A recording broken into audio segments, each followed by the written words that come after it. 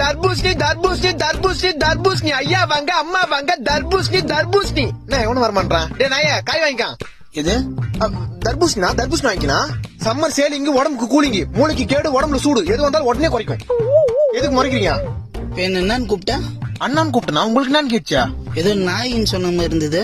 ஐயோ நாய் மாதிரி கத்தினுங்கிற காய் வாங்கிக்கணும் தர்பூசணி சரி எவ்வளவு காய? 1 100 ரூபாய் 2 30 ரூபா. இது 1 100 ரூபாய் 2 30 ரூபாவா?